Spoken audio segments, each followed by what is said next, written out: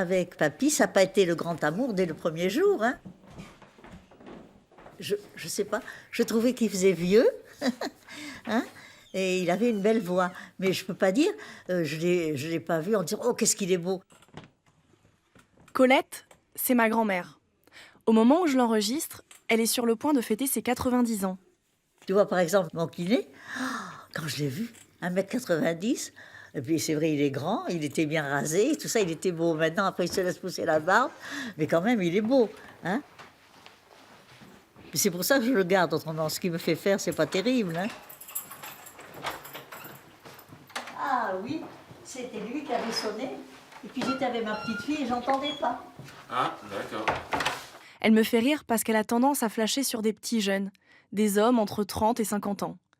Le dernier en date s'appelle Victor. C'est son kiné. Alors voilà Victor, hein, tu vois, 1,90 m, hein, il est beau, hein. Pourtant, dans sa vie, Colette n'a connu qu'un seul homme, Jean, mon grand-père. Et on ne peut pas dire qu'elle ait eu une vie conjugale très épanouissante. Comment t'as rencontré papy ?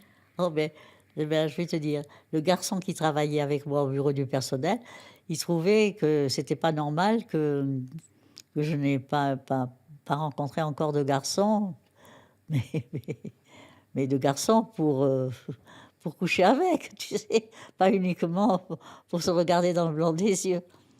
Et il voulait à tout prix me présenter quelqu'un. Et il avait un fils. Il nous a fait parrain et marraine de ce bébé. Alors il a fait une fête chez lui. Et puis il nous a invités. C'est comme ça qu'on s'est rencontrés. On s'est connus au mois d'avril et on s'est mariés au mois de septembre. Alors on ne se connaissait même pas. Bien. Et maintenant, il faut marcher en arrière. J'avais 29 ans. Et puis j'avais jamais couché encore avec qui que ce soit.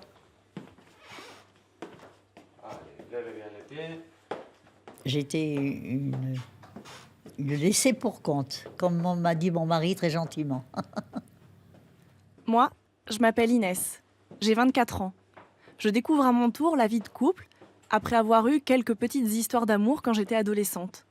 Du coup, j'ai envie de savoir comment ça s'est passé pour elle à son époque. Enfin, ma nuit de noces. J'étais tellement fatiguée que rien ne s'est passé, pour ainsi dire. Et il me l'a reproché après tout au long de sa vie. Bon, ça me gêne de parler de ça parce que c'est tellement rétrograde qu'on ne comprend plus. Bah non, pourquoi c'est rétrograde ? Si, c'est très rétrograde. Et tu regrettes, toi, d'avoir attendu si longtemps ? Non, mais j'aurais été peut-être beaucoup plus ardente si j'avais commencé plus tôt. Tu sais, à force de te retenir, hein. Contrairement à ma grand-mère, j'avais 17 ans quand j'ai couché pour la première fois avec un garçon. Mais le plus drôle dans tout ça, c'est que 7 ans après, je couche toujours avec le même homme, Léo. Alors que la plupart de mes copines multiplient les relations, moi, j'ai bientôt 25 ans et pour l'instant, je n'ai eu qu'un seul partenaire sexuel. Comme ma grand-mère, en fait.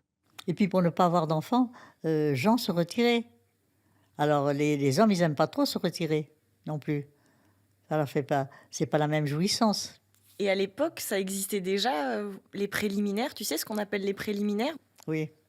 Et c'est ce qu'il y a presque de meilleur. C'est vrai, le reste c'est plus brutal. Enfin, de quoi on parle quand même. C'est bien qu'on parle de ces choses-là, moi je trouve. Justement, il faut pouvoir en parler parce que c'est pas... Mais j'en ai jamais parlé avec qui que ce soit. Tu es la première personne avec qui j'en parle. J'ai jamais parlé avec qui que ce soit de tout ça. Ma vie de jeune femme n'a rien à voir avec celle de Colette. À la différence de ma grand-mère, je suis libre. J'ai le choix. À aucun moment je me suis jurée de n'avoir qu'un seul homme dans ma vie. Ça m'est tombé dessus un peu par hasard. Tu vois, les rapports que tu as eus avec Léo, c'est pas du tout pareil. On peut pas comparer.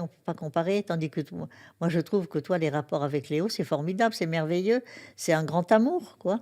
C'est pas uniquement la routine. Vous recherchez à vous rencontrer, à être ensemble, à avoir des rapports aussi bien. Ben, peut-être, pour dire carrément, à jouir de temps en temps. Pas de temps en temps, tout le temps. Tout le temps. Bon, ça, c'est formidable. À l'entendre comme ça, ma grand-mère Colette est bavarde et rigolote, Mais je sais que sa vie de femme n'a pas été facile.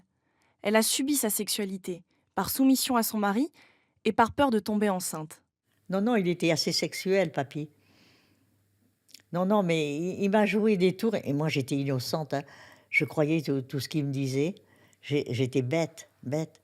Non, mais tu sais, ça m'a refroidi. Ces infidélités, ça n'a pas été anodin. Mm. Alors après, ça te refroidit.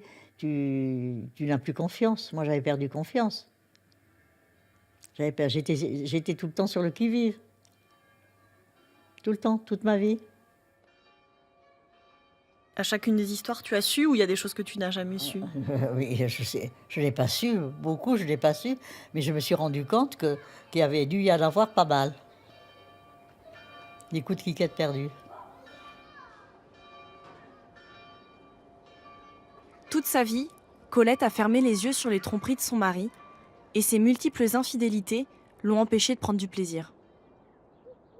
Ah non, il m'accusait au besoin de pas être assez ardente, tu vois, qu'il avait certainement plus de plaisir avec d'autres, qu'il devait faire tout ce qu'il fallait, pour ainsi dire, pour que lui ait son plein plaisir, tu vois. Et pourquoi toi, t'as pas eu d'autres histoires? Parce que j'étais fidèle, j'avais une nature fidèle, j'avais une nature... oui. Je réalise qu'à son époque, les femmes n'avaient pas vraiment la liberté de partir. Déjà, c'était une question d'honneur.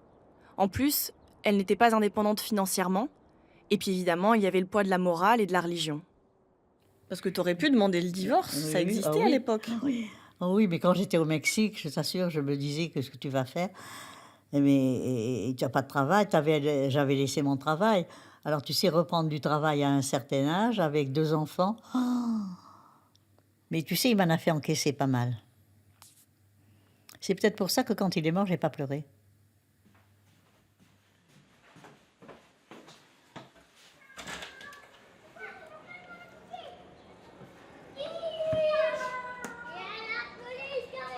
Il m'arrive de me demander à quoi aurait ressemblé ma vie sans Léo.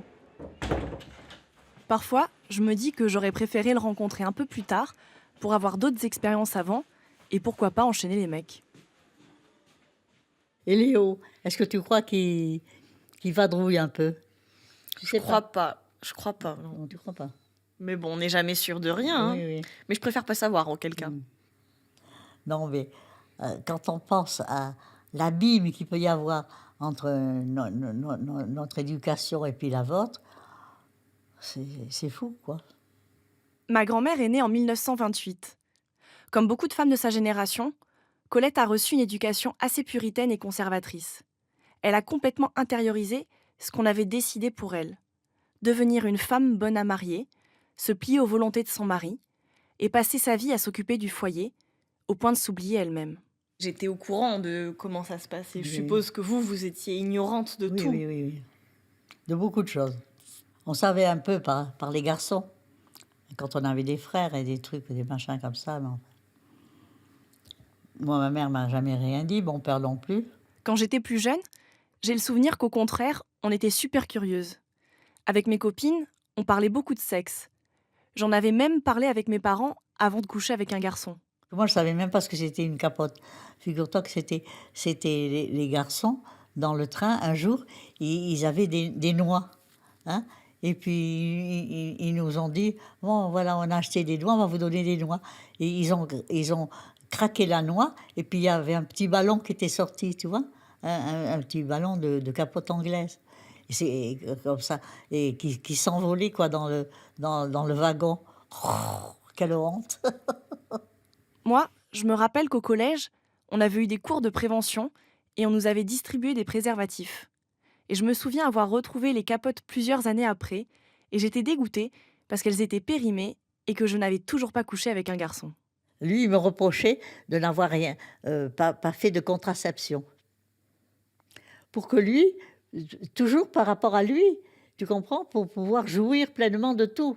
Et toi, t'as jamais voulu prendre un contraceptif? Parce que tu dis oui, papy, il aurait pu du coup se décharger pour sa jouissance à lui, mais toi aussi, t'aurais pu souffler et Mais oui. prendre du plaisir et pas Ah, être mais oui, inquiète de tomber mais moi, enceinte. c'est la religion qui m'empêchait de tout ça. Mais tu sais pas que quand je me confessais, il fallait se confesser aussi, tu sais? Autrefois, on pouvait pas communier comme ça facilement. Si on avait manqué la messe et tout ça, c'est des péchés et des péchés, soi-disant, il fallait s'en confesser et je me souviens, toujours disant un prêtre me demandant, enfin bon, comment étaient mes rapports sexuels avec mon mari et je lui avais dit, qu'en réalité, bon, il se retirait pour ne pas que j'aie d'enfants. Il m'avait dit: «Il ne faut faire l'amour avec son mari que pour avoir des enfants». Foutu prêtre. Oui, ça c'est vrai. Mais maintenant, je manque ma messe et je culpabilise pas, hein, pas du tout. Ça paraît dingue, mais ma grand-mère n'a jamais connu le plaisir féminin. En fait, elle ne l'a même pas cherché. D'ailleurs, je ne sais pas si elle s'est sentie frustrée. Peut-être qu'elle ne savait même pas que le plaisir féminin existait. Voilà, c'est fait. Bonne journée d'elle. Allez, merci. Mercredi, c'est Alors parti. là, tu vois, elle vient pour me mettre les pilules dans le pilulier et elle voudrait me faire la toilette. Ah non, ça Mais y est, oui. on a capitulé ça. Ça va capituler. Ça y Et est. pourquoi tu voulais pas? Hein? Pourquoi tu voulais pas te laisser faire la toilette? Je suis trop moche pour me montrer toute nue devant elle. Enfin, mais bientôt, je serai plus capable. Mais pour l'instant, je peux encore. Mais je ne fais pas bien la toilette. Hein. Bon, allez, bon week-end, madame Edel. Merci, Pascal. À la prochaine. À la semaine prochaine. Au revoir. Au revoir. Allez. Et les copains de ton frère, qu'est-ce qu'ils pensaient de toi? Il disait ta sœur, elle est pas trop mal, mais elle n'a pas le pet de nichon. Et après, s'ils m'avaient vu, ben, ils auraient dit ça poussait. On a dû mettre du caca de pigeon pour que ça pousse. Il n'y a jamais eu un copain de ton grand frère qui t'a tapé dans l'œil ou quelque Non, chose comme non, ça? non. Non. Mais en Espagne, quand t'es partie faire la jeune Ah fille au oui. père. Ah oui, ah ben ça, ça c'est mon grand amour. J'étais très amoureuse. J'ai toujours entendu ma grand-mère parler de son séjour en Espagne, où elle était tombée amoureuse d'un jeune hidalgo. Mais ça n'a pas marché. Pourquoi ça n'a pas marché? Et ben parce que lui, il aurait voulu coucher avec moi, peut-être. Mais et puis à cette époque-là, il ne pouvait pas sortir d'Espagne. Il ne pouvait pas sortir d'Espagne, les hommes. Il leur fallait des permis spéciaux. Alors il ne pouvait pas venir me voir. Et puis après, bon, on ne s'est plus vus, on a été séparés. Et puis lui s'est marié. Et puis voilà. Mais qu'est-ce que vous faisiez à l'époque alors? Je donnais des leçons de français à sa sœur, qui avait 19 ans. Moi, j'en avais à cette époque-là, j'en avais 21, tu vois. Et un jour, la mère me dit, bon, j'ai mon fils qui a la jambe dans le plâtre, qui ne peut pas marcher, il voudrait assister au cours de français. Il a commencé à venir au cours de français avec sa sœur. Et puis à un moment donné, et il lui a dit à sa sœur, tu peux aller voir ailleurs, enfin je ne sais plus trop quoi. Il voulait sortir avec moi.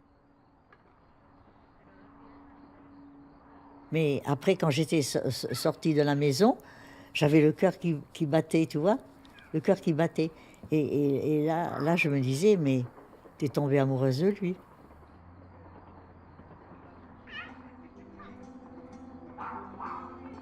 On est allé dans un endroit où on pouvait danser. Et je me rappelle, il dansait avec une pantoufle et tout ça. Et ça a commencé comme ça, tu vois, en me serrant un peu. Mais je suis tombée amoureuse de lui. Et comment il s'appelait ce jeune homme? Nicolas.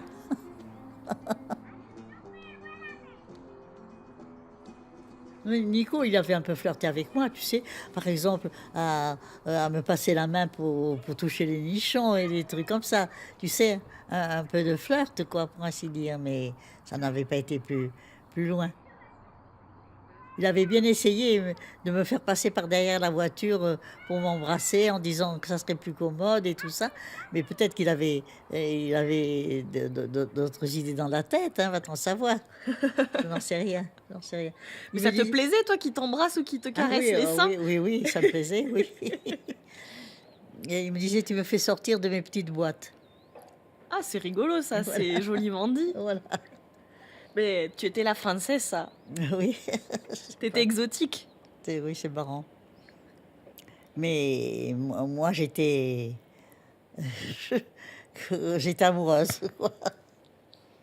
C'est marrant. Je me rends compte que ce Nico, c'était l'amour de sa vie. En fait, c'est le seul homme qu'elle ait jamais aimé et elle est passée à côté de cette histoire. Toute sa vie, elle aura vécu avec ce regret. Non, mais mes parents, ils avaient supprimé le téléphone. On a l'impression qu'ils faisaient tout pour qu'on ne puisse pas avoir de relation avec, tu vois, avec d'autres enfants. Enfin, j'en sais rien. J'en sais rien. Mais ça a été vraiment assez exceptionnel, quoi, que je le retrouve à Saint-Sébastien. Et puis, il m'avait invité à déjeuner. Et puis après, évidemment, il m'avait dit, viens, on va faire un peu la sieste. Mais oui, mais j'ai pas couché avec lui quand même. Mais évidemment, il cherchait. Arte Radio. Mais si j'étais restée davantage à Madrid, Point. peut-être que j'aurais fini par coucher avec Nico. Comme